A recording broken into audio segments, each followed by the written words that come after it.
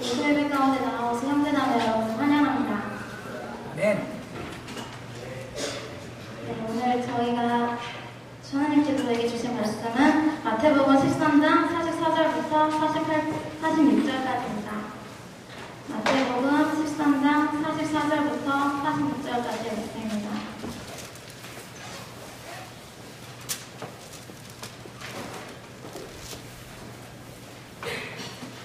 찾으셨으면 함께 봉독하도록 하겠습니다. 천국은 마치 밭에 감추인 보화와 같으니 사람이 이를 발견하고 숨겨두고 기뻐하며 돌아가서 자기의 소유를 갚아 그 밭을 사느니라. 또 천국은 마치 좋은 진주를 구하는 장사와 같으니 그 길이 같이 진주 하나를 발견하매 가서 자기의 소유를 갚아 그 진주를 사느니라. 네. 말씀을 전해주실 한지훈 목사님을 소개하겠습니다. 한지훈 목사님은 성균관대학교를 졸업하셨고 성대기도 학생회 회장을 역임하셨습니다.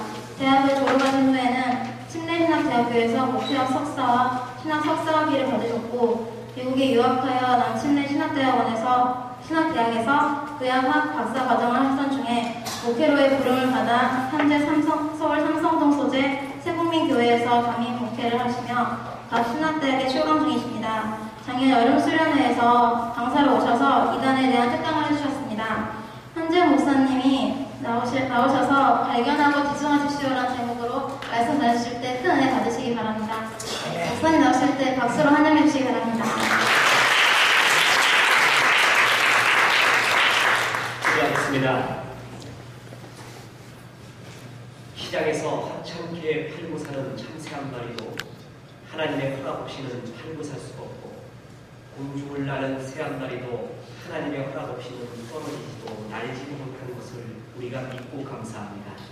우리의 만남이 그리고 오늘의 예배가 우연히 만들어진 것이 아니라 만세전부터 예비하신 하나님의 예정과 섭리 가운데 우리를 만나게 하시고 주의 꼴을 먹여주시는 것을 믿습니다. 아멘. 주님의 뜻이 하늘에서 이룬 것 같이 오늘의 예배 가운데 이루어 주옵시고 듣는 자는 살아나리라 하셨는데 주의 말씀을 듣고 살아나고 불꽃 같은 캠퍼스에 생활할 수 있도록 도와주시옵소서. 하나님 말씀 가운데 함께하여 주시옵소서. 예수님의 이름으로 기도했습니다. 아멘. 부족한 종을 불러주셔서 감사합니다. 중대 캠퍼스를 오면 마치 고향에 온 듯한 마음입니다. 캠퍼스는 저보고 나이를 항상 물어보면 저는 82년부터 계산을 합니다. 제가 82학번입니다. 캠퍼스의 생활이 얼마나 수려하고 황금 같았고 그리고 잊혀지지 않는 생활인지 캠퍼스 생활은 정말 하나님이 주신 황금이고 최고 아름다운 때 그때 웃음과 꿈과 불꽃과 그리고 비전이 넘쳐나야 합니다. 그런데 참 그러지 못한 것이 현실 아닙니까? 오늘의 말씀을 통하여 이 황금 같은 캠퍼스 생활을 어떻게 불태워야 주님이 기뻐하는 생활인지를 살펴보려고 합니다. 여러분, 세상에서 제일 실력 있는 사람 중에 하나가 뭐냐면 잘 노는 사람입니다. 놀더라도 허무함이 없이 노는 사람, 놀더라도 비전을 준비하고 노는 사람, 늘 일상 하루하루가 눈에 보이는 하루하루를 즐거워하고 기뻐하고 그것을 마음껏 즐기는 사람. 여러분, 이 사람이 정말 실력 있는 사람이고 하나님은 그런 사람을 원하고 있습니다. 여러분, 제가 한 문장을 이야기할 때 이 제목을 뭘로 지었으면 좋겠다라고 여러분이 한번 추임새를 넣어주시면 감사하겠습니다. 제가 한 문장을 말할 테니까 이 문장의 제목을 여러분이 한번 붙여보세요. 나비처럼 날아가지만 먹물처럼 지워지지 않는 것. 한번 더 할까요? 나비처럼 날아가지만 평생 먹물처럼 지워지지 않는 것. 여기 제목을 뭘로 할까요? 예? 시간? 네, 시간도 맞아요. 비슷합니다. 뭐 무슨 답이 없는 겁니다. 나비처럼 날아가지만 먹물처럼 지워지지 않는 것. 청춘입니다. 젊음. 여러분, 젊음은요 나비처럼 날아갑니다. 그런데 평생을 보십시오. 평생 지워지지 않아요. 평생 그때의 시간, 그때 보았던 것, 그때 느꼈던 것, 그때 순수했던 만남이 먹물처럼 평생 지워지지 않습니다. 저도 이제 어느덧 이런 말을 할 나이가 되었습니다. 반백년을 살았고 우리 최지선 박사님한테 교수님한테 너무나 죄송한 분이시다. 여러분, 청춘은 젊음은 캠퍼스는 하는 사이에 날아가 버립니다. 나비처럼 날아가지만 먹물처럼 지워지지 않습니다. 여러분, 이 하루하루에 그리고 예배의 한순간 한순간에 주님의 것, 나를 향한 하나님의 비전을 발견하고 거기에 집중하는 것이 얼마나 소중한 캠퍼스의 생활입니다. 여러분에게 목사로서 하기보다 조금의 선배로서 인생을 조금 더 살아본 사람으로서 형님과 오빠로서 이런 말씀을 전하고 싶습니다. 우리의 최고의 젊은 날, 그것은 발견하는 날이고 그 발견한 것에 집중하는 날입니다. 오늘 본문이 바로 그렇습니다. 천국이 이와 같습니다. 천국은 밭에 감추인 보화 같다고 했죠. 사람이 이를 뭐라고요? 자, 발견한 후에 숨겨두고 기뻐하여 돌아가서 자기의 소유를 다 뭐했습니까? 팔아 밭을 삽니다. 첫 번째가 뭐가 있었습니까? 발견입니다. 그 발견한 것에 그치지 않고 뭐하고 있어요? 자기의 소유를 팔아 그 발견한 소중한 것을 사게 됩니다. 발견입니다. 다음에 뭐예요? 그것을 갑지구를 하면서 그것을 내 것이 되게 집중하고 있는 모습. 진주도 마찬가지입니다. 극히 값진 진주를 발견했습니다. 그리고 자기의 소유를 다 그 다음에 뭐라고요? 팔아서 사는 겁니다. 자, 하나님의 나라, 우리의 삶, 캠퍼스에서는 첫 번째로 발견, 나를 향한 하나님의 비전, 나를 향한 하나님의 뜻, 캠퍼스와 조국을 향한 하나님의 뜻과 비전을 발견하는 것, 그것이 첫 번째입니다. 두 번째가 그 발견한 것에 집중하는 겁니다. 갑지구를 하면서 나의 시간과 정열과 마음과 물질과 모든 것을 지불하며 그것을 집중해서 사는 것, 바로 이 두 가지가 하늘나라요 그리고 캠퍼스의 생활이라는 것입니다. 먼저 발견하는 것입니다. 자, 여러분, 예전에 읽었던 일본 만화책에 후르츠 바스케라는 사람이 있습니다. 그 사람이 어린 주인공을 등장시켜가지고 이 어린 주인공의 답에 맞는 사람을 내 친구로 삼겠다라고 어린 주인공이 돌아다닙니다. 그 질문이 뭐냐면, 눈이 녹으면 어떻게 되지? 눈이 녹으면 어떻게 되지? 라는 질문이에요. 여러분, 이 질문에 뭐라고 답하세요? 눈이 녹으면 뭐가 돼요? 물이 돼요. 어떤 때 물어보니까 눈물이 되기도 한대요. 어떤 사람한테 물어보니까 땅이 질퍽해져서 힘들다고 이야기합니다. 여러분, 후르츠 바스케의 이 여인 주인공은 눈이 녹으면 봄이 온다. 그게 그 자기의 답이었습니다. 그럼 여러분, 여기에 답은 없습니다. 여러분, 눈이 녹으면 무엇이 되느냐에 대한 관점이 여러 가지입니다. 눈이 녹으면 물이 돼요? 그럼 그게 뭐예요? 과학적 언어입니다. 그리고 눈이 녹으면 땅이 질퍽해져요. 그래, 도로에 차가 막혀가고 가기가 어려워요. 그럼 그건 뭐예요? 사회학적 언어죠. 눈이 녹으면 눈물이 되고, 눈이 녹으면 봄이 와요. 이런 말은 미학적 언어입니다. 여러분, 똑같은 사건, 똑같은 시간, 똑같은 만남을 놓고 관점이 다 다릅니다. 여러분, 유니버시티가 뭐냐면, 유니한 것, 벌스티한 것, 여러 가지 것들이 한데로 모아진 것, 여러 다양성 속의 통일성을 보는 게 대학이에요. 여러 만나고 있어요. 여러 학문을 하고 있습니다. 여러 관점을 보는 거예요. 여러분, 관점이 뭐냐면 그것은 다르게 보는 힘입니다. 내가 달리 볼 줄 아는 힘, 그 관점을 기르는 게 대학 생활에서의 넓어짐 아닙니까? 그런데 우리가 이 예배를 통해서 보는 게 뭡니까? 바로 세상에 볼 수 없는 관점이 영적인 관점이라는 거예요. 여러분, 이것은 하나님의 말씀과 예배와 기도와 찬양이 아니면 볼 수 없는 관점이 있습니다. 겨우 인간이 갈 수 있는 관점은 비학적 관점, 예술적 관점과 사회학적 관점과 과학적 관점입니다. 더 깊은 관점이 있는데 그게 영적인 관점, 하나님의 관점이에요. 하나님의 비전, 하나님의 시선이라는 거죠. 여러분, 천국은 뭐냐면 그것을 발견하면서부터입니다. 발견하면서부터 여기서부터 타오르기 시작하고 이때부터 인생이 달라지기 시작하는 것입니다. 맥주 폭스라는 아름다운 영성학자가 있는데 이 사람이 이런 말을 합니다. 게으름에 대한 유일한 처방은 열심히 살자, 부지런히 살자 하는 결심이 아니라 결심 갖고 되는 게 아니라 게으름에 대한 유일한 처방은 내 안에 불꽃을 발견하는 것이다. 여러분, 내 안에 불꽃을 발견할 때 게으를 수가 없습니다. 막 타오릅니다. 견딜 수가 없어요. 하루하루가 얼마나 아까운 시간인지 모릅니다. 내가 해야 될 일이 보입니다. 내가 달려갈 길이 보입니다. 여러분, 내 안에 불꽃을 발견하면서부터 밭에 감추인 보화의 소중함을 보면서부터 진주의 소중함을 보면서부터 그때부터 인생은 타오르기 시작합니다.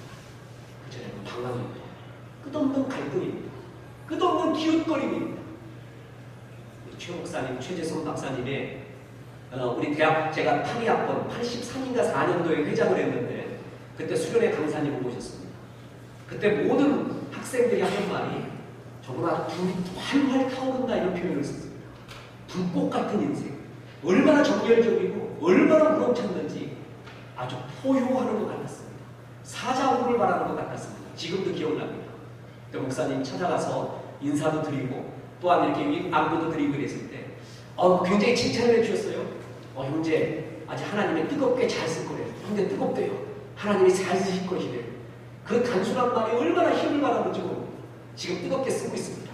너무 뜨거워서 견딜 수가 없습니다. 여러분, 그 이유는 내 결심 때문이 아닙니다. 하나님이 내 안에 있는 불꽃, 보화, 내가 이 땅에 태어나게 하신 비전, 하나님의 목적, 그걸 발견했기 때문에 그렇습니다.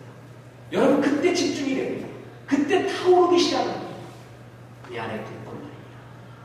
여러분, 지금부터 말하는 이 사람이 뭔가 한번 보세요.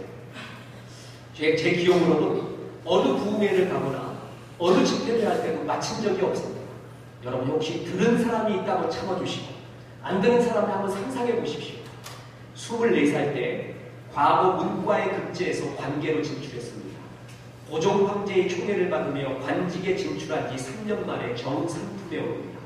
당시 세자였던 순종의 스승이었고 그의 나이 30살이었을 때 고종 황제는 유경공원에 그를 보내서 영어를 배우게 합니다.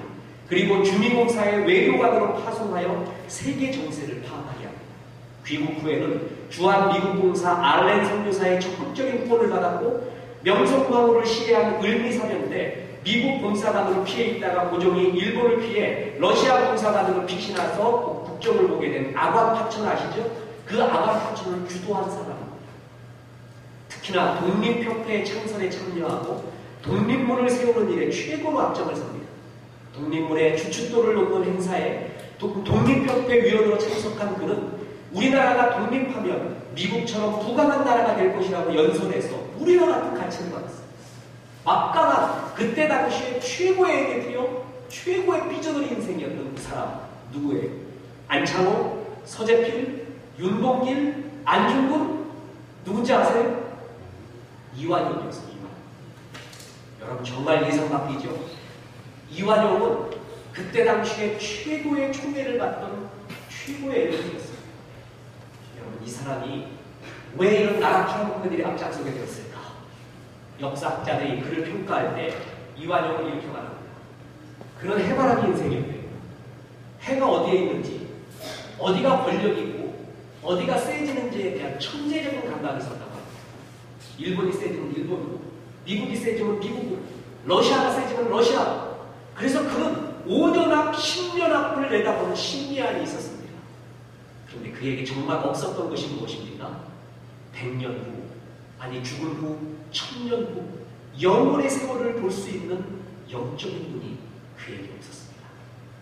여러분, 5년 앞을 봅니다. 10년 앞을 내다봅니다. 그러나 하나님이 이 영혼을 향한, 이 지구를 향한 인류와 내 생활과 이 캠퍼스와 내 인생을 향한 영원한 시선, 그게 비전이에요. 그게 이완용에게 없었습니다. 여러분, 예배드리고 있는 여러분들에게 가장 큰 축복이 있다면 그게 뭔지 아십니까? 바로 이것을 보기 시작했다는 것입니다. 예배 때 이걸 봐야 돼요. 여러분, 예배하게 보면 예배를 크게 보면 두 가지가 있어요. 예배를 본다, 예배를 드린다라는 말이 있죠. 예배를 우리는 드려야 됩니다. 그러나 예배 때는 뭐예요? 보는 거예요. 열린 하늘문을 열린 것을 보고 보는 거예요. 하나님의 비전.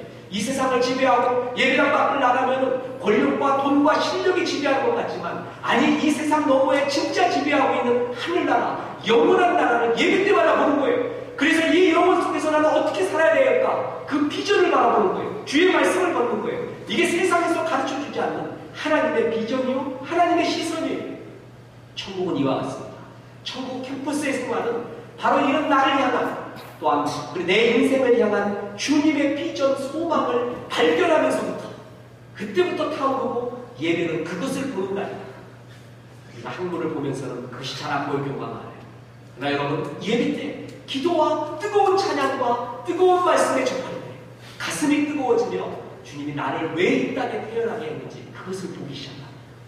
캠퍼스 때 이걸 발견하면서부터 그는 집중하게 됩니다. 그는 허무하지 않고 그는 하루하루가 플레이가 됩니다. 하루하루가 즐거운 안식입니다.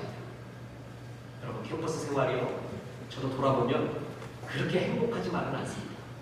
왜냐하면 여러분 너무나 멋지잖아요. 그러면 눈물이 나. 그냥 아이러니해요. 너무 맑은 하늘을 보면 눈물이 나요. 너무 수려하면 오히려 고독해요. 쓸쓸해요. 여러분, 얼마나 젊은 날에 갈등이 많아요. 저도 젊은 날을 겪어봤기 때문에 안다니까. 지워지지 않는 젊은 날이 있어요. 여러분, 젊은 날 결정적인 세 가지의 결정을 하지 않습니까? 내 인생을 결정해요. 비전을 결정하고 직장을 결정하고 배우자를 결정해요. 결정적인 결정이 이때 다 있단 말이에요. 그런데 아직 내 인격과 내 영성이 다 성숙되지 않는 상태에서 이런 결정을 하게 될 때 얼마나 괴롭고 얼마나 갈등이 됩니까? 특히나 뭐예요? 내 길이 무엇인가 이거예요. 내가 달려갈 길이, 나를 위해 하나님이 이 중대 캠퍼스로 보냈고 이런 항구를 하게 하고 이런 수많은 과정 속에서 주님이 나에게 달려갈 길이 무엇인가가 안 보여졌을 때, 그때는 아름다운 것이 아름다워 보이지 않습니다. 아름다운 것이 오히려 더 쓸쓸해 보입니다. 그래서 캠퍼스에 타오르는 불꽃 같은 인생은요, 바로 천국의 보화, 나를 향한 하나님의 보물, 다시 말해서 비전, 그 진주를 발견하면서부터 그때부터 캠퍼스는 정말 아름다워집니다. 그때부터 타오르기 시작해요. 그때부터 캠퍼스 생활이 잊혀지지가 않습니다. 그런데 이 비전은요, 하나님이 예수 믿는 자에게, 예배하는 자에게, 성령 받은 자에게 반드시 주는 거라는 거죠. 여러분, 베드로전서 1장 3절에 보면 찬송하리로다 우리 주 예수 그리스도의 하나님 아버지 하나님이 그 많으신 긍휼대로 예수 그리스도의 죽은 자 가운데서 부활하심으로 말미암아 우리를 거듭나게 하사 산 소망이 있게 하시고, 엘피다 조사 산 소망. 여러분, 소원과 소망은 다릅니다. 소원은, 꿈은요, 나로부터 기원됩니다. 내 욕심과 내 생각부터 나오는 게 소원이고, 소망은 그 기원이 하나님입니다. 하나님으로부터 나오는 게 소망이에요. 그래서 레 크랩의 깨어진 꿈의 축복이라는 책이 있어요. 아주 멋진 책인데요. 내 꿈이, 내 소원이, 욕망이 깨어질 때 주의 소망이 보인다는 거예요. 그걸 끝까지 붙잡고 있을 때, 하나님의 소망이 아닌 나의 소원과 욕심을 끝내 붙잡고 있을 때, 그 사람한테는 하나님의 이 산 소망이 보이지 않는다는 거예요. 차라리 그 꿈이 깨진 게 낫다는 거죠. 그래서 깨진 꿈의 축복이에요.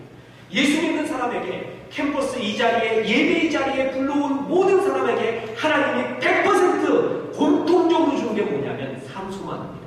예수 믿기 때문에 온 소망, 비전이라는 거예요. 이게 살립니다. 여러분, 이건 누구한테나 줍니다. 그래서 캠퍼스 생활에서 가장 집중해야 될 건 뭐냐면 예배 때, 찬양할 때마다, 그리고 기도할 때마다 집중해야 될 거예요. 주님, 이 소망이 뭡니까? 나를 향한 이 비전, 이 엘티타 조산이 무엇입니까? 나를 타오르게 할, 내 인생 다 끌고 갈 이 기관차와 같은 주님의 비전이 무엇입니까? 이걸 기도해야 돼요. 여러분, 마귀의 특징이 뭔지 아십니까? 마귀는 바로 이런 소망을 뺏어가는 것이 마귀의 특징입니다. 여러분, 마귀의 깊이 악한 영에 지배받고 있는 사람들의 특징이 뭡니까? 낙심과 좌절과 두려움과 염려죠. 특히나 뭐냐면 소망이 없어요. 여러분, 소망 없는 사람은요, 내일이 없는 사람은요, 내가 달려갈 길이 안 보이는 사람은요, 정말 비참한 인생을 삽니다. 마귀는 접한 사람마다 이 소망을 뺏어가는 게 자기의 삶입니다. 예수님은 반드시 오셔가지고 이런 극심한 낙심에 있는 사람들에게 소망을 불러일으킵니다. 그래서 이렇게 말합니다. 병든 자에게 뭐라 그러죠? 병든 자에게 예수의 내 이름으로 명하라 일어나라, 그렇게 말하지 않아요. 예수님의 어법에 습관이 있습니다. 그게 뭔지 아세요? 항상 말하기 전에 뭐라고 물어봐요? 네가 자 병든 자에게 뭐라고 물어봐요? 네가 낫기를 원하느냐? 여러분 얼마나 아이러니합니까? 여러분 병든 자 중에서 낫기 원하지 않는 사람이 누가 있습니까? 그런데 원하지 않는 사람이 있다니까. 여러분 너무 힘들잖아요. 너무 현실이 힘들고 고난 속에 있고 너무나 깊은 직무금이 나를 지배하고 있잖아요. 그럼 소망이 없어져요. 낫는 것은 이제 나한테 소용없는 거구나. 낫는 것은 이제 내 영역이 아니구나. 지금 이 상태에서 더 떨어지지만 않으면 좋겠다. 겨우 그게 내 정도의 소망이 돼요. 그런 사람 앞에 예수님이 나타나서 하는 게 뭐냐면 네가 낫기를 원하느냐. 근본을 물어봐요. 예, 주님 낫기를 원합니다. 그럴 때 내 믿음대로 될지어다. 하나님이 정말 회복시켜줄 분은 그에게 소망이에요. 나를 위태 태어나게 하신 하나님의 산 소망. 주님은 그걸 불러일으키려고 해요. 마귀는 그걸 뺏어가려고 하는 거예요. 여러분, 베드로와 요한이 기도하러 올라갔습니다. 성전 미문에 앉은 누가 있었어요? 여러분, 주일 앞에 찬양 있잖아. 그거 기억 안 나요? 베드로와 요한이 기도하러 올라갈새 성전 미문에 앉은 안진뱅이 구걸을 하였네. 구걸했죠? 그때 베드로와 요한의 한 말이 뭐예요? 여러분 주일 앞에 안 다니셨어요? 이걸 안 배워보셨어요? 은과 금가 없어도 내게 있는 것 내게 주니 곧 나사렛 예수 이름으로 일어나 걸으라. 그 다음에 뭐예요? 그는 걸었네 뛰었네 찬양했네. 그는 걸었네 뛰었네 찬양했네. 곧 나사렛 예수 이름으로 일어나 걸으라. 여러분 성전 미문에 앉은 뱅이가요 베드로와 요한이 왔어요. 하나님의 사자가 왔어요. 그때 뭘 구했어요? 동전 몇 개를 구했어요. 2번을 했어요. 그런데 베드로와 요한이 뭐라고 그런 줄 아세요? 은과 금 나온다. 내가 너한테 진짜 줄 게 있는데 얘야 은과 금 동전 몇 개 얻는다고 해서 네가 행복해지는 게 아니야. 여러분 이 성전 미문에 앉은 데가 잃어버리고 있었던 게 있습니다. 그게 뭐예요? 일어나 걷는 겁니다. 뛰는 겁니다. 그 소망 자체가 없어졌습니다. 그래서 나는 동전 몇 개를 얻어가지고 그 동전 몇 개 갖고 며칠 동안 행복하게 살면 되겠다. 그게 겨우 그 사람의 행복의 수준이었습니다. 그때 베드로와 요한이 그에게 그 조금의 행복을 주기 위해 은과 금을 준 게 아니라 뭐였습니까? 일어나 걸으라는 본질의 치유예요. 그의 근본에 대한 치유. 다시 말해서 내가 이렇게 사는 인생이 아니지. 내가 일어나 걸어야지. 하나님께서도 나를 이 땅에 태어나게 하신 목적과 비전이 있지. 그 본질의 소망, 그 본질의 비전에 뭐예요? 하나님의 사자들이 예배 때, 기도 때마다 주고 싶은 것이 바로 그거라는 거죠. 동전 몇 푼이 아니에요. 몇 개의 행복이 아니라 그의 근본이 뒤집혀져서 삶이 완전히 바뀌어지는 거예요. 산 소망과 비전으로 타오르는 거예요. 베드로와 요한이 그걸 주는 거예요. 은과 금이 너에게 중요한 것이 아니라 그건 나에게 있지도 않다. 내게 있는 것을 주는데 나는 예수의 이름을 준다. 예수의 본질을 준다. 그 예수를 받을 때, 그 예수의 충만함을 받을 때 그는 일어나 탑니다. 여러분 이게 소망의 그를 살려가는 거예요. 여러분 동전 몇 개 얻기를 원했던 그 정도의 나의 행복, 나의 수준에서 하나님의 수준을 보기 시작한 거예요. 여러분 주님 앞에 오는 사람에게 하나님이 정말 주고 싶은 게 뭐냐면 바로 이런 산소망이에요. 그리고 이걸 발견하라는 거예요. 어느 누구도 예외 없이 지금 앉아있는 여러분에게 하나님이 이 타오르는 불꽃 같은 비전을 반드시 허락했어요.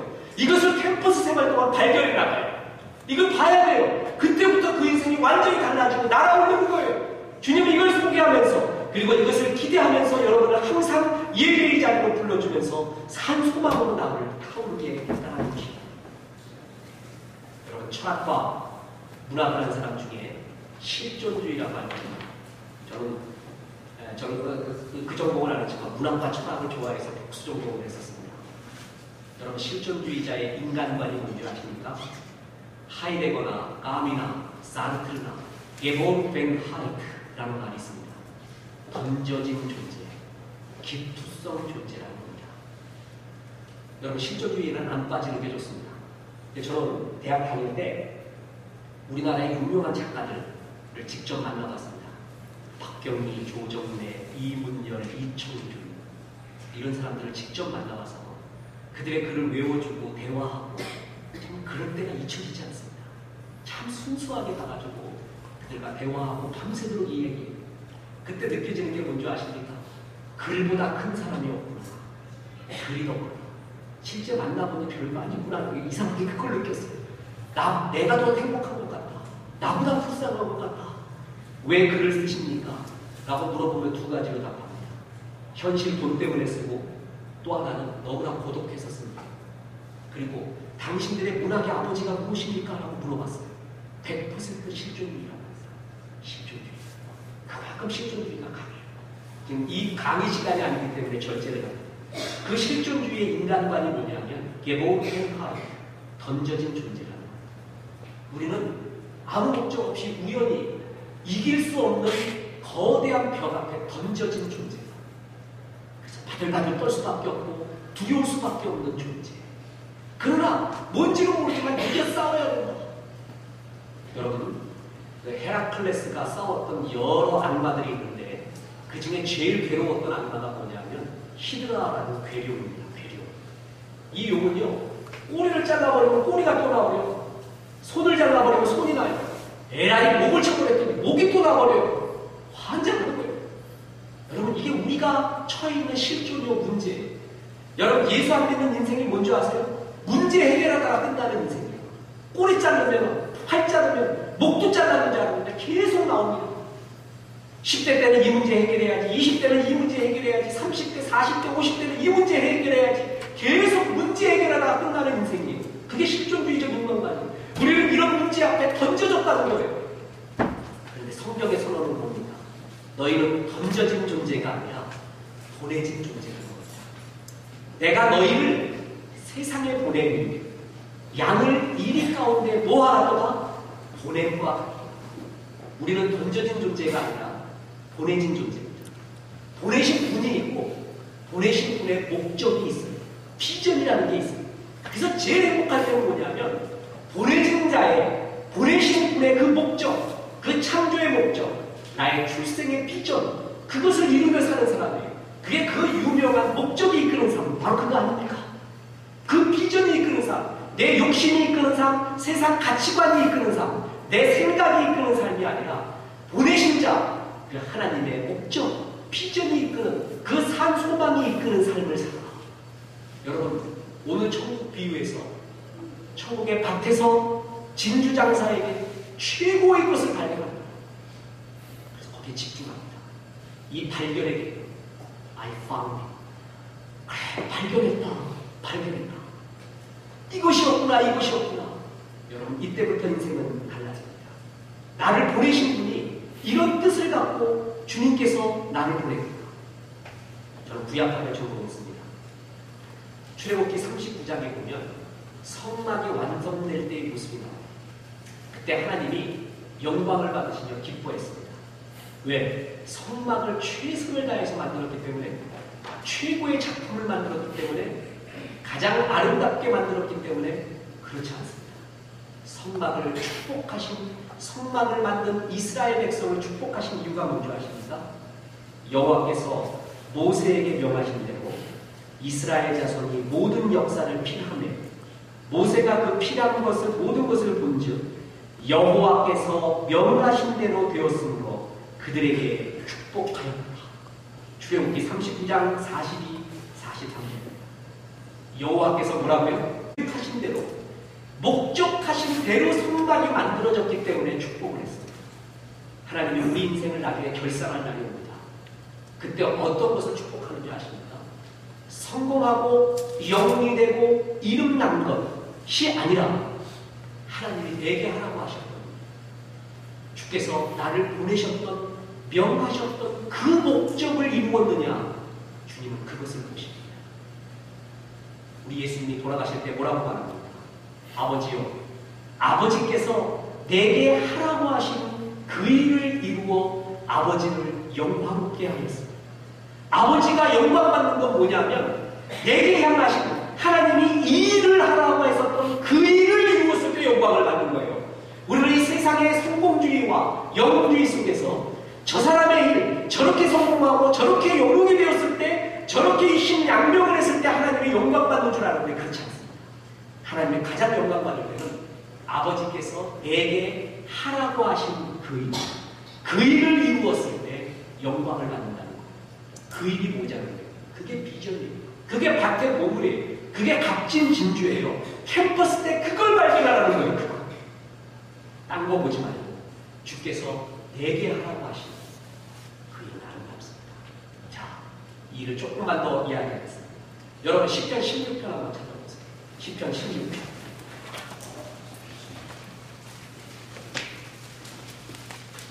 10편 16편입니다. 자, 16편 거기에 표제가 뭐로 붙어 있습니까? 10편 16편 옆에 부제가 붙어 있죠? 다윗의 뭐라고 붙어 있어요? 자, 다윗의 뭐예요? 믹담. 믹담이 뭐냐면요, 시 중의 시, 황금시라는 것입니다. 황금시. 여러분은 다윗의 황금시 그러면 떠오르는 게 뭡니까? 시 23편, 시 1편 이런 거죠. 아는 게 그거밖에 없으니까 별로. 외운 것도 그거밖에 없고. 여러분, 그러나 다윗이 생각하기에, 아니 후대 학자들도 생각하기에 다윗의 시 중에 최고고 시 중의 시, 그걸 믹담이라고 합니다. 그 믹담이 몇 개가 있는데 그 중에 하나가 10편 16편입니다.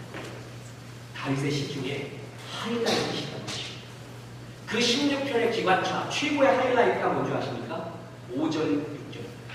자, 5절 6절 한번 볼까요? 같이 읽어보겠습니다. 여호와는 시작. 여호와는 나의 산업과 나의 자리의 소득이시니 나의 등깃을 지키시나이다. 그의 돌로 되어준 뼈는 아름다운 곳에 있으며 나의 기업이 실로 아름답도다. 여호와는 나의 산업과 나의 잔의 소득이시니 나의 자 분깃에다가 동그라미 적었습니다. 분깃. 내게 줄로 지어준 구역 거기다 동그라미 치세요. 그게 분깃이에요. 여러분, 다윗이요, 내가 이제 춤을 추며 날아오르고 불꽃 같은 삶을 살리라 하고 춤을 췄던 것이 있었습니다. 이걸 발견했어야 됩니다. 나의 분깃, 내게 줄로 재어준 구역. 아, 모든 것을 먹고 모든 것을 체험하고 모든 것을 다 가지고 모든 것을 아는 것이 아니구나. 나는 주께서 줄로 재어준 구역 안에서 체험하고 그 구역 안에서 느끼고 그 구역 안에서 사는 거구나. 이것을 다윗이다. 여러분, 프로스트의 시 그러면 생각나는 게 여러분 뭐예요? 가보지 못한 길. 여러분, 그 시가 나는 굉장히 안 좋다고 믿는, 해석은, 텍스트는 던져졌으면 이제 저자의 것이 아니죠. 독자의 것입니다. 나는 그렇게 생각한다는데 누가 뭐라 그럴 거야. 가보지 못한 길에 대한 환상. 그게 우리를 얼마나 괴롭게 하는 줄 아십니까? 여러분, 다윗은요, 그가 발견한 최고의 행복은요, 주께서 내게 분깃으로 준 게 하나님이 이 정도 선까지 입어서 이 정도까지 경험하게 하고 이 정도까지 알게 하고 이 정도까지 해서 주께서 나에게 느끼게 하셨고, 나를 대한민국에 태어나게 하시고, 그리고 나를 이 부모 밑에 태어나게 하시고, 나를 남자 혹은 여자, 나를 이 정도로 태어나게 하신 주님이 줄로 재어준 구역, 그걸 발견합니다. 그 구역이 뭐라고요? 아름답다. 주께서 내게 줄로 재어준 구역이 뭐라고요? 아름답다. 하나님의 정해준 구역이 있고 그 구역은 하나님의 절대 주권 속에서 아름다운 거구나. 이걸 고백하면서부터 다윗은 타오르고 행복을 느끼기 시작한 거예요. 여러분, 우리가 불행할 때가 뭐예요? 주께서 내게 줄로 재어준 구역, 뭘 하라고 하는지도 몰라요. 뿐만 아니라 겨우 이 길인가라고 봤더니 남의 쪽이 더 커 보여요. 남이 더 멋져 보여요. 나는 그에 비해서 한없이 초라해 보여요. 그게 마귀의 손책이에요. 하나님은 우리를 작품으로 만들었거든요. 근데 마귀가 항상 상품화시켜요. 너의 외모와 너의 실력과 너의 가정의 백그라운드와 너의 지금 쌓아놓은 모든 것을 보니까 너는 한 3등급, 4등급 된다. 자기도 생각하고 다른 사람도 그렇게 여기는 것 같아요. 그래서 하나님은 그렇게 살지 말려고 하는데 스스로가 상품화되어서 몇 등급 상품으로 살고 있습니다. 여러분, 이게 우리를 불행하게 합니다. 하나님은 그렇지 않대요. 주께서 내게 줄로 지어주셨어요. 이거 앞만 바꿔도 안 바꿔줘. 아무리 뭘 막고 싶어 해도 잘 안 돼요. 아무리 밥 먹어도 더 안 커. 아무리 밟아도 조금 난 대한민국과 우리 부모님한테 벗어날 수가 없는 거예요. 주께서 줄로 재어준 구역이에요. 신앙은 이 하나님의 절대 주권을 받아들이는 거예요. 그때부터 자유가 있는 거예요. 다윗의 행복은 밑땅은 시중의 신은 이걸 발견하면서부터요. 나는 이걸 받아들이고 이게 행복하다. 주께서 내게 줄로 재어준 구역이 아름답구나. 그때부터 그는 타오르고 자신감, 자존감이 넘쳐나기 시작하는 거예요. 여러분, 에베소서 2장 10절에 보면 우리는 그의 만드신 바 그리스도 예수 안에서 선한 일을 위하여 지으심을 받은 자니. 여러분, 에베소서가 너무나 좋습니다. 에베소서는 충만과 풍성의 복음이거든요. 거기에 하이라이트가 2장 10절이에요. 우리는 뭐라고요? 그의 뭐라고요? 만드신 바. 언젠가 여기서 이 말씀을 전해드렸습니다. 이거의 헬라어의 본명이 뭐라고요? 포이에마. 여기서 포이, 신이라는 말입니다. 우리는 하나님의 뭐예요? 신이다. 작품이에요. 그냥 막 던져진 게 아니에요. 여러분, 시가 뭡니까? 여러분, 이거에 대한 시, 이거에 대한 시는 우주에서 이거를 표현할 수 있는 그 한마디의 단어가 이것을 표현할 수 있는 가장 충족된 언어다. 그 시어를 발견할 때 그것이 시인의 역할이요, 그것이 시입니다. 시는 막 던져진 게 아닙니다. 시는 썼던 시인이 얼마나 정교하게 생각하고 얼마나 농축하고 얼마나 신묘하고 공고하게 공교하게 만들어낸 게 시. 그게 바로 작품이에요. 우리는 하나님이 개떡같이 던져진 존재, 마음껏 살라는 존재가 아니라 하나님의 뭐라고요? 작품이라는 거예요. 연애 편지 받았을 때 그냥 이렇게 연애 편지를 받아요. 개똥아, 호기똥아, 너 보고 싶어 죽겠다. 이런 편지 받으면 뭐 좋지요. 나 보고 싶어 죽겠다니까. 근데 어느 날 편지를 혹해서 낙엽에다가 써 받았는데 이런 편지를 받았어요. 내가 당신의 비밀을 안다면 나는 당신의 비밀이 될까요? 잘 이해가 안 납니까? 다시 한번 해주세요. 내가 당신의 비밀을 안다면 나는 당신의 비밀이 될까요? 안개꽃이라는 시 제가 지었습니다. 우리 집사람 포실라이제이션 할 때 썼던 아니 신학생이 뭐 돈이 있나 뭐가 있나. 내 진심과 신을 바친 거. 둘은 하나야, 얼굴 하나야, 두 손으로 꼭 가릴 수 있지만 그리운 마음 호수만 하니 눈 감을 받게. 배우려 한 배우님 눈 감아야 보이시네요. 감아야 보이신다면 소금대로 집이다. 여러분 하가 안 나와요? 다시 한번. 배우려 한 배우님 눈 감아야 보이시네요. 감아야 보이신다면 소금대로 집이다. 이런 걸 받고도 너무 오지 않는 여학생이면 사귀지를 마. 너 돌이야, 돌. 사람이 아니야. 여러분, 시는요 그냥 막 던져진 게 아니에요. 정말 정교하게 정말 깊은 목적을 갖고 최상의 모습으로 던져진 게 그게 시. 하나님은 나를 이 세상에 그냥 보내지 않았어요. 최고의 시어로서 너만이 나타낼 수 있는 시어로 최고의 작품. 그래서 우리는 그의 만드신 바가 영어 성경은 뭘로 되어 있습니까? 마스터피스, 걸작품으로 되어 있습니다. 우리는 상품이 아닙니다. 나만이 나타낼 수 있는 하나님의 영광과 하나님의 길이 있습니다. 백장은 서민과 문인과 달과 강을 닮았다고 합니다. 오히려 청자는 우주의 빛을 닮고 있대요. 백자가 비싸냐 청자가 비싸냐 이거 말하는 너무 무식한 놈이에요. 백자는 백자의 맛이 있고 청자는 청자의 맛이 있습니다. 작품이지 상품이 아닙니다. 여러분, 우리는 하나님의 뭐라고요? 마스터피스, 걸작품. 그마다 각자마다 발해야 될 하나님의 산소망, 에피타조사, 픽처도 있어요. 그걸 예수 믿는 사람 누구에게나 줬어요. 100% 줬단 말이에요. 예수 믿는 자에게. 그걸 발견하고 그 길로 달려가고 주께서 내게 줄로 재워준 구역이 참 아름답다.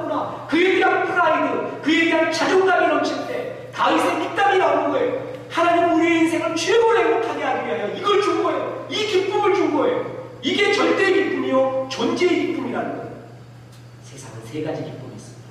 소유의 기쁨, 체험 성취의 기쁨, 그리고 존재의 기쁨이 있습니다. 여러분, 존재의 기쁨은요, 내가 태어난 이유, 내가 하나님께서 하라고 하신 그 일을 알 때 느끼는, 어디서 와서 어디로 가는지 알 때 느끼는 최고의 행복이 존재의 기쁨입니다. 여러분, 이병철 씨 아십니까? 삼성그룹 회장이었던 그분이 죽기 전에 24가지 질문을 던집니다. 그 24가지의 질문에 내가 살아왔던 성공과 삼성의 성공담, 내가 얼마나 행복했고 이런 얘기 하나도 안 담겨 있습니다. 그 24가지가 전부 뭔지 아십니까? 깊고 깊은 존재의 이야기예요. 여러분, 이병철 씨는 소유의 기쁨이 있었습니다. 맨 땅에 헤딩하여 성취해낸 삼성을 일으킨 체험과 성취의 기쁨이 있습니다. 그에게 없었던 기쁨은 존재의 기쁨. 내가 왜 태어났습니까? 어디서 와서 어디로 갑니까? 여러분, 우리가 주님께서 우리에게 정말 주고 싶은 것이 이 존재의 기쁨. 내게 줄로 재어준 구역이 아름답습니다. 아버지, 내가 할 일을 했습니다. 주께서 내게 하라고 하신 그 일을 이루어 아버지를 영광롭게 했습니다. 얼마나 영광스럽습니까? 나의 달려갈 길, 곧 주의 숙에 받은 사명, 곧 하나님의 은혜의 복음을 증거하는 일을 마치려 하려면 나의 생명, 목숨을 아까워하지 않습니다. 관제와 같이 부음이 되었고 이제 떠날 기약이 다가왔습니다. 내가 선한 싸움을 싸웠습니다. 주께서 내게 하라고 하신 그 일을 하고 그 길을 달려왔습니다. 이제 나에게 의의 별을 받고 있습니다. 여러분, 이게 존재의 기쁨이 있는 사람입니다. 멋진 사람입니다. 주님이 우리에게 주시고 싶은 게 바로 이거예요. 이 기쁨은 발견하면서 그냥 주어지지 않습니다. 예배를 통하여 우리의 찬양과 기도와 말씀을 통하여 주님, 내게 줄로 지어준 구역이 뭡니까? 주께서 예수 믿는 자에게 산 소망을 주신다고 했는데 그 길이 뭡니까? 주님, 나를 작품이라고 말했는데 상품이 아니라고 했는데 나는 어떤 작품으로 주 앞에 영광을 돌려야 할까요? 캠퍼스는 그걸 발견해야 돼요. 그때부터 그걸 발견하면 매트복스의 말처럼 아무리 말해도 게으를 수가 없어요. 타올라요. 여러분, 죄송합니다. 자랑 같아서 저는 하루에 책을 한 권씩 읽습니다. 진짜 읽습니다. 그리고 그 책을요, 정리를 합니다. 일주일이면 어떻게 돼요? 일주일이면 7권, 한 달이면 30권을 읽습니다. 근데 그것이 정말 어렵냐, 힘들어 죽겠느냐, 그렇게 느껴본 적이 없어요. 진짜 없습니다. 행복해 죽겠습니다. 저는 예배의 목숨을 걸었습니다. 말씀 증거의 목숨을 걸었습니다. 내 길을 알았습니다. 이 길을 알았을 때 우리 교회가 건축을 하고 있죠? 지금 부흥이 됐습니다. 등록한 사람들의 100%가 뭐냐면 예배의 은혜 때문에 목사는 하나님이 내가 몸도 약해서 다른 일보다 난 2가지구나. 예배에 집중하자. 최고의 말씀을 준비하자. 그리고 최고의 글을 쓰자. 이 2가지가 내 달려갈 길입니다. 그 글에는 사진이 포함되죠. 이걸 발견했을 때 집중을 하기 시작했습니다. 다른 가지를 갖췄어요. 그때의 행복. 하루하루가 너무 시간이 없어요. 할 일이 너무 많아요. 그 예배 준비하기 위해서 달려가야 될 길, 봐야 될 것, 체험해야 될 것, 느껴야 될 것, 기도해야 될 것이 얼마나 많은지 몰라요.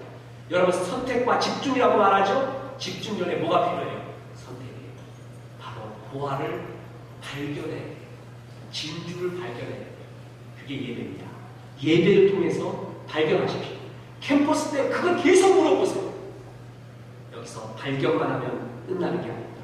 뭐 하라고요? 집중. 전 그거를 발견하여 팔아서 뭐라고요? 그 밭을 삽니다. 좋은 진주를 발견함에 자기의 소유를 뭐해서요? 팔아서 샀습니다. 집중. 갑지불입니다. 여러분, 그 비전을 위한 뭐라고요? 갑지불과 집중이 있어야 된다는 것입니다. 여러분, 꿈과 비전은 다릅니다. 꿈과 비전의 차이가 뭔지 아십니까? 꿈은 그냥 한여름밤의 꿈이에요. 비전은 그 꿈을 향한 갑지불이 있습니다. 희생이 있고 준비가 있을 때 비전이 됩니다. 비전이 안 되고 꿈으로 끝나는 인생이 대부분입니다. 여러분, 구약성경 기드온 군사에 보면 하나님 나라 위에 1만 명이 지원하죠. 1만 명이 지원을 했습니다. 그런데 하나님께서는 그 1만 명도 모자를 판에 너 물려 먹여버려 1만 명도. 기웃기웃 거리면서 사방을 살피면서 물을 먹는 사람들만 뽑으래요. 그래서 300명을 뽑습니다. 1만 명은 전부 사명이 있는 사람이었어요. 뜨거운 사람이었어요. 그런데 그 중에 300명이 뭔지 아십니까? 준비된 자입니다. 전문성이 있는 사람들입니다. 아, 전쟁 나가려면 말이에요. 뜨거움만 갖고 안 돼요. 열정만 갖고 안 돼요. 그 전쟁에 따른 스킬이 있어야 돼요. 기술이 있고 실력이 있어야 된단 말이죠. 그래서 주위를 살피면서 보는 그런 전문성과 실력 있는 사람 300명을 뽑으라는 거예요. 하나님이 쓰시는 자는 사명 있는 자입니다. 비전을 발견한 자입니다. 그 비전은 뭐하는 자예요? 준비하는 전문성이 있는 자입니다. 여러분, 비전 발견하면 전문성은 집중을 따라옵니다. 그게 너무 뜨겁고 그게 너무 좋잖아요. 그러면 내가 달려갈 이유, 이걸 위해 뭘 준비해야 될까? 그게 캠퍼스 생활이에요. 그러면 그 사람은 하루하루가 행복해요. 여러분, 아까 서론에서 말했죠. 제일 실력 있는 사람은 놀면서도 행복한 사람이에요. 제일 괴로운 놈이 놀면서 계속 걱정하는 놈이에요. 놀지도 못하고 아예 걱정도 못하고. 여러분, 축제인가는 뭐냐면요, 비전을 알고 준비하는 속에서 하루하루의 즐거움을 찾는 사람이에요. 집중하고 준비해야 됩니다. 팔아서 사야 됩니다. 전 세계의 역사는 4개의 사과로 이루어졌다. 노암 촘스키가 그렇게 말합니다. 그 노암과 저 4개의 사과가 뭔지 아십니까? 인류를 바꾼 4개의 사과. 에덴 동산의 아담과 하와의 사과라고 하죠. 윌리엄 텔의 사과, 뉴턴의 사과, 스티브 잡스의 사과. 이 4개의 사과가 인류를 바꿔버려요. 꽤 멋있어요. 그런 말 하면. 여러분, 뉴턴이 말입니다. 가만히 있는데 사과 떨어지는 걸 보고, 아, 만유인력이다. 여러분, 이랬을까요? 그렇지 않습니다. 여러분, 우연히 피대를 내기 위해서는 끝없는 집중과 준비가 있어야 됩니다. 늘 그걸 생각하고 있었던 거예요. 늘 바라보고 있었던 거예요. 준비하고 생각하고 바라보고 있었어요. 그랬을 때 평범한 사람이 그냥 사과 떨어지는 걸 봤지만 뉴턴은 거기서 법칙을 발견해요. 스티브 잡스는 그 사과 한쪽 물고 난 다음에 이 반쪽짜리 사과가 스토리 세계를 이끌어가려는 세계의 담론을 거기서 보게 됩니다. 집중할 때입니다. 그래서 항상 생각할 때입니다. 팔아야 돼요. 내 정열과 시간과 마음과 돈을 팔아야 돼요. 여러분, 그럴 때 그 비전이 나의 것이 된다는 거예요. 우리 시대의 최고의 천재화가 이중섭이라고 있습니다. 여러분, 이중섭 씨 하면 생각나는 게 뭐예요? 예. 이 사람이 40살에 요절했죠. 세계적인 화가입니다. 오산학교 출신입니다. 그 오산학교 다닐 때 이중섭 씨의 별명이 뭔지 아십니까? 소에 입맞춤한 사람입니다. 소만 받아요. 소만 영광합니다. 천재가 그냥 기계적 영감처럼 그냥 떠올라서 한 게 아니에요. 그는 소에게만 소만 봤어요. 소만 집중했어요. 소에게 입맞췄다는 거야. 그 정도로 거기에 집중하고 바라봤어요. 여러분, 이런 각집을, 이런 준비, 여기서 역사가 일어나요. 베이토벤의 생가를 가본 사람은요, 다 놀랄까봐 합니다. 왠지 아십니까? 여러분, 베이토벤이 말해요. 첫째잖아요. 베이토벤이 썼던 피아노를 보고 다 기절해버려요. 피아노가 전부 가운데가 움푹움푹 파였다는 거예요. 얼마나 두들겨냈으면은 피아노가 파였대요. 여러분, 그게 천지가 그냥 나온 게 아니라 내 길이 이거구나, 이 운명이구나라는 걸 알았을 때 거기에 집중한 것이, 준비한 것이, 여러분, 이런 사람이 삶을 피어나오게 합니다. 우리나라에 지금 새로운 소설가, 기자였다가 지금 소설가와 그 문체로서 뛰어난 사람 중에 김훈이라는 사람이 있어요. 칼의 노래, 활의 노래 아십니까? 그 여러분, 이순신의 이야기를 그렸던 칼의 노래의 첫 문장이 뭔지 아십니까? 버려진 손마다 꽃이 피었다. 그런데 원래 문장이 뭐냐면 버려진 손마다 꽃은 피었다. 그런데 꽃은 피었다 하고 꽃이 피었다 하고 다르대. 그래서 그걸 고민하면서 마지막으로 고친 게 꽃이 피었다. 우리가 보기 별거 아니고 그 한 끝의 차이가 꽃을 핀 거하고 꽃이 핀 거하고 다르다는 거예요. 여러분, 이게 프로입니다. 프로는 아마추어입니다. 프로는 정말 집중하는 힘이 있습니다. 열정이 있습니다. 정말 이 길이 하나님이 주신 나의 길이다라고 느끼잖아요. 그러면 그것이 진짜 주님의 길이라고 느낄수록 집중하게 됩니다. 갑집을 하게 됩니다. 준비하게 됩니다. 이런 사람이 불꽃 같습니다. 겁납니다. 막 타오릅니다. 여러분 이런 사람 옆에 있으면 배웁니다. 그 뜨거움이 같이 전해지게 됩니다. 여러분 그렇습니다. 이제 중요한 마지막 말씀을 드릴까 합니다. 어떻게 발견합니까? 목사님, how? 어떻게 발견할까요? 저는 이 말하고 마칠까 합니다. 여러분 죄송합니다. 우리 아우들에게 내가 절제를 못해갖고 빨리 끝냈어야 되는데 죄송합니다. 창세기 1장에 보면요, 하나님이 천지를 창조하시던 모습이 나옵니다. 그러니까 저는 구약학 전공했다 그랬죠? 창세기가 얼마나 아름다우냐면 신학교에서 창세기만 갖고 1년 동안 강의한 적이 있어요. 그래도 13장까지 갖고 모르겠습니다. 제가 전성기 때는 창세기 1, 2, 3장을 히브리어로 다 외웠습니다. 지금 1절밖에 생각이 안 나요. 장수하기 위해서 다 잊어먹고 살자. 창세기 1장 보면 천지를 만들 때 하나님의 법칙이 있습니다. 뭘 만들었고 뭘 만들었을 때 각기 종류대로라는 말이에요. 각기 종류대로 만듭니다. 하나님이 공중의 새를 각기 종류대로, 바다의 물고기를 각기 종류대로, 무엇을 각기 종류대로 만들었다는 것에 일장의 반복입니다. 그 말의 뜻이 뭔지 아세요? 그 모습 그대로. 더 쉽게 이야기할까요? 사자는 사자같이, 호랑이는 호랑이같이 만들었어요. 뱀은 뱀같이 만들었어요. 수박은 수박같이 만들었어요. 그런데 딱 하나 예외가 있어요. 사람을 만들 때는 각기 종류대로 만들지 않았습니다. 사람같이 안 만들고 뭐같이 만들었어요? 하나님의 형상대로. 사람은 사람같이 안 만들고 사람은 하나님같이 만들었어요. 그래서 나를 발견하는 길은 뭐예요? 하나님을 알아요. 하나님을 깊이 알면 알수록 내가 절대 내가 스스로 보이는 게 아니에요. 타인이 지옥이라고 산트가 말한 것이 나도 지옥이에요. 나는 나같이 안 만들어지고 뭐같이 만들어졌어요? 하나님같이 만들어졌어요. 그래서 하나님을 깊이 알면 알수록 내가 보여요. 그 하나님을 아는 게 뭐예요? 바로 예배를 통하여, 기도를 통하여, 성경 공부를 통하여 아는 거예요. 하나님을 가까이 알아. 그리하면 가까이 한다고 했죠. 그 가까이 하는 게 뭐예요? 이 예배를 빼놓지 않고 예배의 은혜를 사모하면서 하나님은 예배하는 자를 찾는다고 했잖아요. 그 속에서 주님의 뜻을 보아가는 겁니다. 하나님을 알아가는 겁니다. 느껴가는 겁니다. 그 하나님을 많이 알아갈수록 어떻게 되는 거예요? 내가 보이는 것입니다. 반드시 부른 사람에게는 비전이 있습니다. 곁에 감추인 보아. 젊은 날 그걸 발견하십시오. 젊은 날 그것을 발견해서 거기에 집중하십시오. 타오르십시오. 여러분 이럴 때 캠퍼스가 정말 꽃피는 캠퍼스, 황금의 캠퍼스가. 저는 끝으로 한 사람의 이야기하고 마칠까.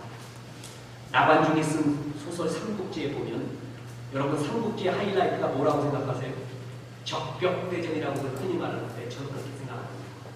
삼국지의 하이라이트는 제 생각에는 오관돌파입니다. 관과 조조한테 잡힙니다. 그때 유비가 죽었다라는 소문이 흉흉했습니다.